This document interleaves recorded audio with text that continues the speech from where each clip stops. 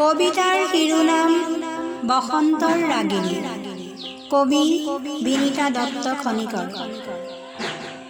হেঁপাহৰ আবিৰ ছটিয়াই সোণাৰু বলীয়া হাঁহি পিন্ধি আহিল হেঁপাহৰ ৰঙালী বিহুটি।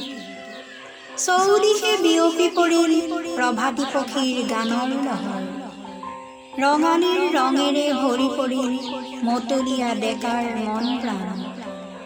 নীলা আকাশৰ বিশাল বুকুত জকমকাই উঠিল ৰাঙলী সৰুজে। সৰাপাতৰ ডালত নকুঁহি পাতে উমলি জামলি হালিছে জালিছে।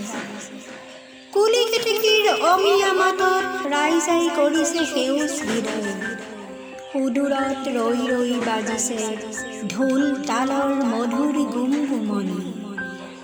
যৌৱনা গাভৰুৰ লিহিৰি উঠত বিহুৱা ডেকাক মন প্ৰাণ সঁপি দিয়া সুৰীয়া বিহুগীতৰ অমিয়া ধ্বনি। চঞ্চলা চপলা আই অসমীৰ বুকুলৈ নামি আহিল বসন্তৰ ৰাগিনী। ফাগুনৰ শুকান মৰুভূমিত বনৰ পক্ষীগণে সৃষ্টিৰ গীত জোৰে শ্যামলী আই অসমৰ কোলাত।